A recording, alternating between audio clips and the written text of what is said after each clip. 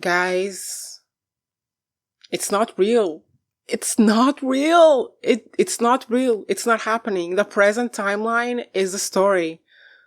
Never happened. They never left the freaking island. Hello, my name is Joe. I review a bunch of TV shows on this YouTube channel and on my Patreon. Join me, subscribe, do all the fun stuff. Like this video, it helps a lot. And let's get on to potentially my biggest delusional theory yet. There is absolutely no way in hell they left the island. It's not happening. And this episode is filled with clues about the fact that the reality we are experiencing in the present timeline is not real. First up, the girl in the cave says there are two different realities, two different versions of reality. First one. Second, when they are dancing in the kitchen to the song, you gotta make up your own melody. What is it? You gotta make your own kind of music. That sounds like you gotta make up your own story. And then those two are watching television and what appears on the screen, land of make-believe. Guys, I know this is delusional. I know this is insane. I know it's too to be real, but I don't think the present timeline happened. I don't think that's real. I think they are just telling each other I think they're telling a story to each other while they're freezing to death. And maybe they are telling the story of their future selves after they are rescued and they are still young. Maybe they have been in the island this whole time and they just imagined lives for themselves and they tell the story to themselves and that's how they pass the time and not go insane. I don't think the present timeline is real. I think it's a made-up story because it's not making any sense. It is not making any sense. Like, the entire plot of the present timeline is Ty once again going insane, thinking that this magic is real and that her girlfriend cancer remission is because the waiter died. Which, can anyone spell the word coincidence? It's Ty going insane with this religious belief that was created on the island by them. And it's the freaking plot with Shauna in the phone and now the car breaks, which I don't think Misty did that. Misty is a smart ass person. Crazy, batshit crazy, even before the island, but she's a smart person. I don't think she's stupid enough to know that at this point Shauna wouldn't doubt her if she cut the brakes of her car. I think the person who cut the brakes of the car was the same person who set the phone there, which is Melissa. Misty at this point is a drunk loser who's trying to get in the good graces of her friends by being clingy as usual. No, she didn't cut the brakes of the car. Come on. It's Misty. Come on. Okay, I know that she purposefully told Shauna to go that way instead of this way, but maybe she cut the brakes. I don't think she did. I think freaking crazy ass whoever she is, Melissa, did it because she's coming back to the show for some reason. But listen, I think the present timeline is way too messy to make any freaking sense. It looks like it's coming off of the minds of a bunch of people who've been stranded in an island for, I don't even know if they're in an island, in the forest for however many decades. And listen to this. This could be why the guy dies in the very first episode of the first season, right? That's when he dies. I don't remember exactly because he's like, oh, I don't want to play these girly games. Leave me alone. So he doesn't play the game. He's not part of the story. And then why do only the major characters, the major leaders in this story appear in the first season and like half of the second season? Because they were the ones who started it. And then slowly everyone else started joining in on the story. So more characters started appearing. Tell me, does it make a little bit of sense? A little bit of sense. It would be the perfect ending. Just think about it. We watch this entire story unfold, the past and the present.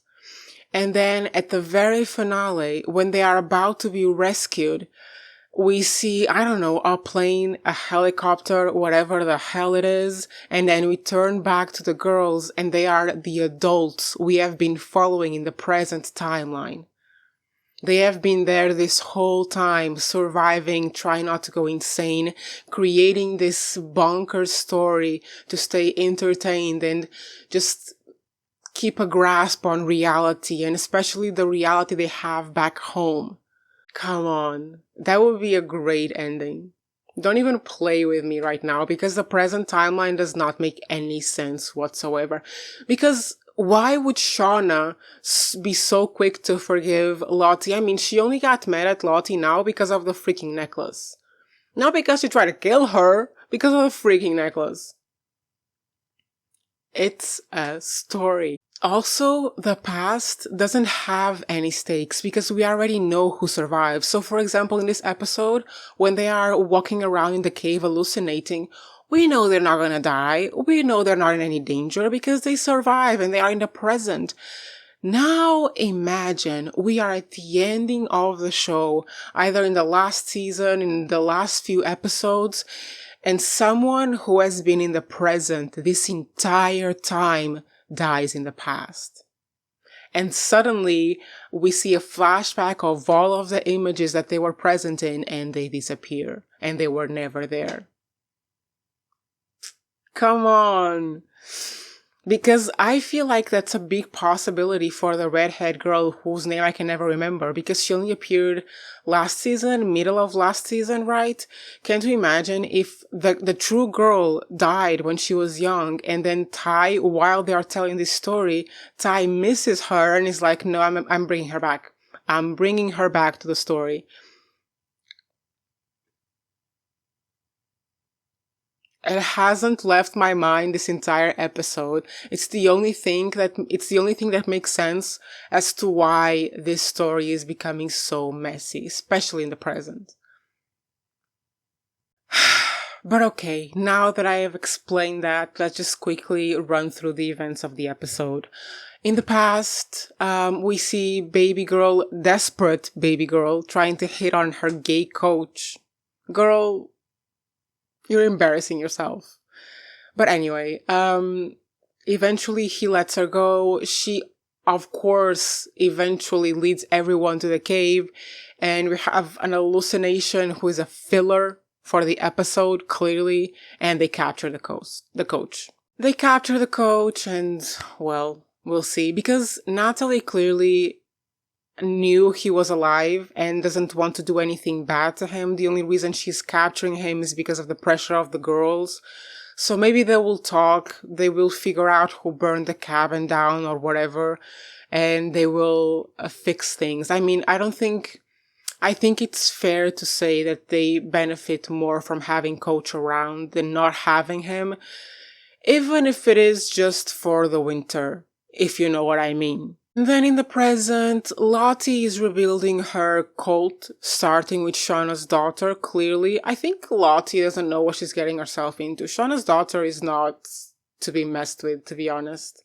Let's see, because I think that Misty is right. I think Shauna's daughter just wants to know what happened in the island. Like, she doesn't care about the cult. She doesn't care about the lady who tried to kill her mother. She just wants to know what happened. And she's as manipulative as her mother, so. Anyway, Misty is being her clingy self. No, I don't think she did the breaks. Let's see what happens. And, well, bet you, by the end of the season, Ty will be sacrificing someone. Girl is gone, and, well, at least it will be entertaining. At least it will be entertaining to see Ty sacrificing someone for her girlfriend. But anyway, that's what happened in the episode. I think if it isn't all a story, because I mean, they have started telling stories in the story as well. Like, in the past, they have started making up these little tales to entertain themselves. I feel that's a real possibility. I think it would be like a good way to end the show and to frame or reframe everything that happened. I don't know, maybe I'm being extra delusional because I don't think there is any paranormal activity in this show because, I mean, we hear the voices because first we thought only the coach was hearing the voices, then the girl in the cave heard the voices, then all the girls heard the voices of the people screaming in the trees. But I mean, it's a forest in the middle of nowhere. Surely there's a natural, perfectly scientific explanation for it. I think. I will not believe in the paranormal side of the show until there's like concrete evidence. And I think that's at the core of the issue, right? Because a lot of times for this paranormal activity stuff, there's never really concrete evidence. There's no monster in the shadows appearing. You either believe it or you don't. Even with these strange occurrences. And I don't believe it. I think everything has a natural explanation for it. And I think it's just a show baiting us into believing there's a paranormal element to it when there is not. Anyway, that's all I have for you today. Let me know in the comments if you think my theory is absolutely batshit crazy, bonkers, and would never be true. I am sure someone has thought of this before. There is no way. This is season 3, and no one has ever thought that this could all be a story or in their heads. But let me know what you think. Leave me a like, comment, check out my Patreon. I'm doing pretty cool reviews over there. Like, guys, I guessed that Sinatra was not the one responsible for the president's death in Paradise. I am the master of a mastermind. Anyway, guys, see you maybe tomorrow. I may have analyzed the introduction to White Lotus. I may have some theories. See you then. Bye-bye.